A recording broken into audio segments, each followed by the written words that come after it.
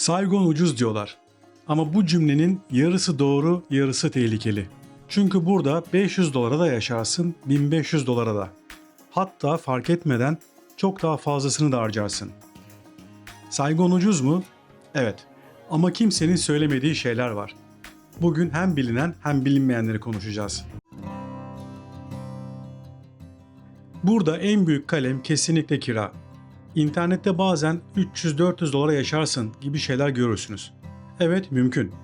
Ama nerede? Nasıl bir binada? Ne kadar konforla yaşadığınız tamamen değişir. Yerel tarz daha basit odalar veya merkez dışı stüdyolar daha düşük olabilir. Ama servissiz apartmanlar, güvenlikli bina, havuz, spor salonu, iyi lokasyon ve temiz bir çevre istiyorsanız bütçe hızla yükseliyor.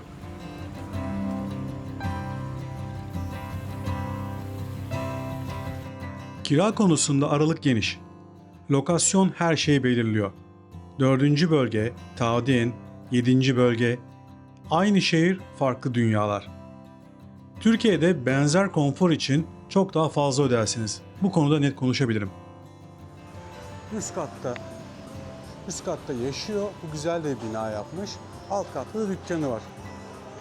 2026 için kaynaklar Ho Chi Minh City'de tek kişinin rahat yaşamının genelde 900 ila 1800 dolar aralığında olduğunu söylüyor.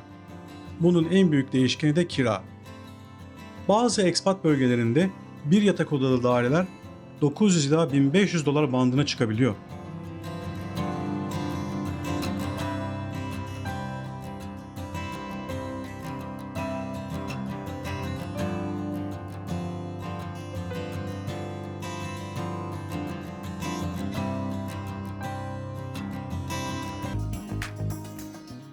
Yemek Saigon'un en güzel tarafı.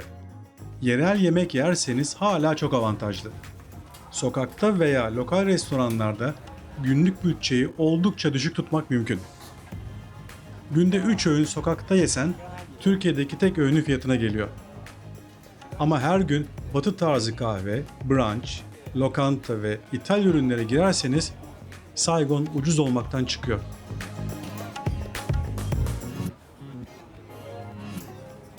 Benim gözlemim şu. Yerel yaşarsanız yemek bütçesi kontrol altında kalır.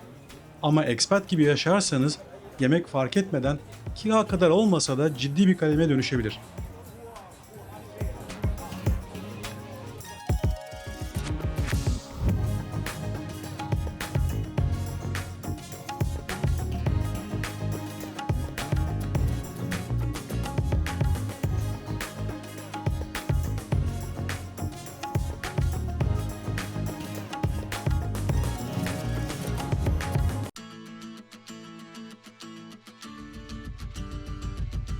Market tarafında da aynı mantık var.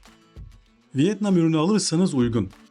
Ama peynir, zeytin, ithal kahve, yabancı marka atıştırmalıklar, ithal et, Avrupa tarzı ürünler derseniz fiyatlar bir anda Türkiye'den bile pahalı olabilir.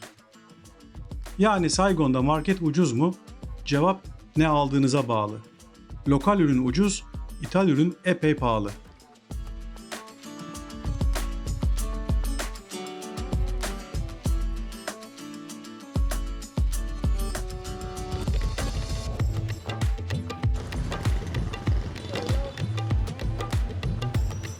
Yerel pazarlardan alışverişe alışırsanız hem hesaplı hem de taze ürün alırsınız.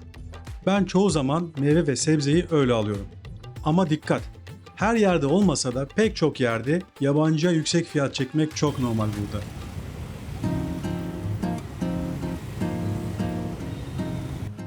Ulaşım Saigon'da hala avantajlı kalemlerden biri. Grab motor kısa mesafelerde çok pratik. Taksi ve araç çağırma da Batı ülkelerine göre oldukça uygun.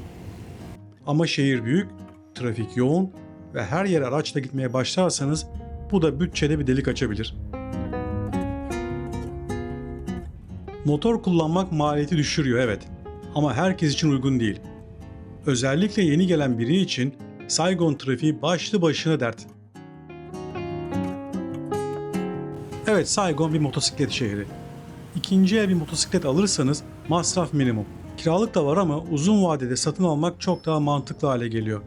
Bakım, sigorta, yakıt hepsi sembolik tutarlar. Motor nasıl alınır, nelere dikkat etmek lazım? İleride bununla ilgili de ayrıca video çekeceğim.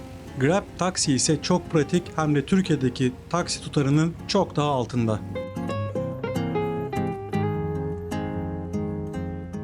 Saigon'da kahve kültürü çok güçlü. Laptopla çalışılacak modern bir kafe, iyi internet, sessiz ortam ve batı tarzı içecekler istiyorsanız fiyatlar yükselir. Bir latte 3 dolara gelir. Dışarıda çalışmayı seven biri için bu küçük masraflar ay sonunda ciddi bir toplam yapıyor.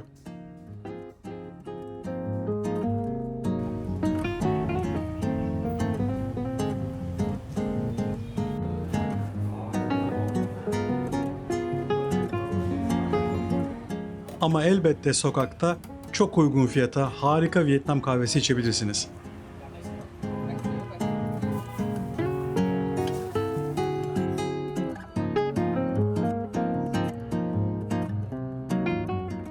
Söylemeden geçmeyeyim, masaj gibi hizmetler Türkiye ile karşılaştırılamaz bile. Hem fiyat hem kalite açısından.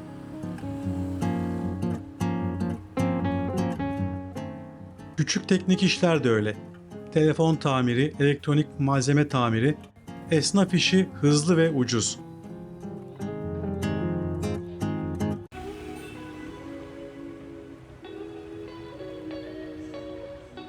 Bir başka konu da eğlence ve gece yaşamı. Evet, pek çok yere göre oldukça hesaplı ve eğlenceli bir yaşam var. Ama dikkat edilmezse çok hızlıca bütçeyi aşmak mümkün.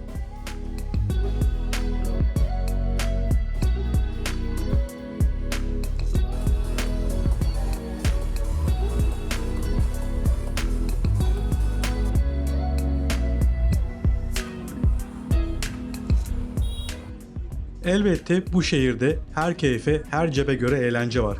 Mesele bütçeye sadık kalmak.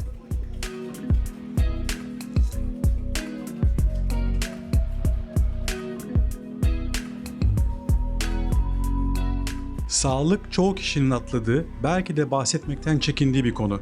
Ufak tefek işler için devlet hastanelerinde bir şekilde idare edebiliyorsunuz. Ama büyük meseleler oldu mu, dil problemi yanında para da problem olabiliyor. O yüzden kısa süre için geliyorsanız seyahat sağlık sigortasını mutlaka yaptırın. Burada kalacaksanız da burada bir sağlık sigortası mutlaka yaptırmanızı tavsiye ederim. İnternet ve telefonu kısa geçeyim. Fiber internet aylık birkaç dolar. Telefon paketi de sembolik. Kıyafet ve ayakkabıda yerel markalar oldukça hesaplı. Ama Nike, Adidas gibi global markalar için burada da benzer paraları ödersiniz.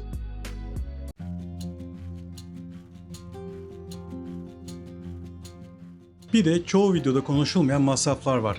Spor salonu, vize, çamaşır, temizlik, küçük tamiratlar, kargo, uygulama abonelikleri. Tek tek baktığınızda küçük görünüyor ama Ho Chi Minh City'de uzun süre kalıyorsanız bunlar gerçek yaşam maliyetinin içinde. Haliyle turist gibi bir hafta kalmakla burada aylarca yaşamak aynı şey değil. Peki gerçekçi aylık bütçe ne kadar? Bence 3 seviye var. 1. Minimum yaşam, daha lokal yaşarsınız, daha basit ev seçersiniz, dışarı harcamalarınızı kontrol edersiniz. Bu seviyede Saigon oldukça uygun. 2. Rahat yaşam. Güvenli ve temiz bir daire, düzenli dışarıda yemek, kahve, Grab, arada sosyal hayat.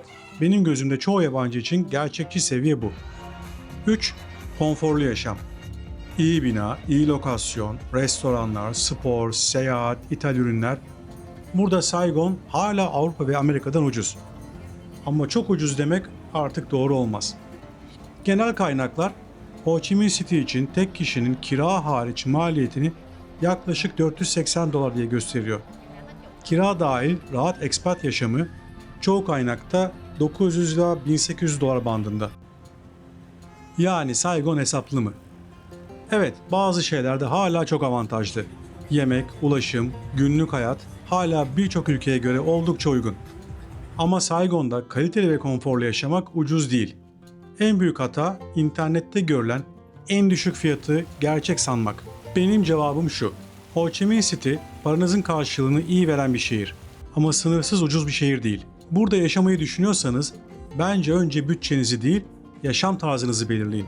Çünkü bu şehirde ne kadar harcayacağınızı asıl belirleyen şey fiyatlar değil, alışkanlıklarınız. Siz Saigon'da neyi merak ediyorsunuz? Yorumlara yazın. Bir sonraki videoda görüşmek üzere.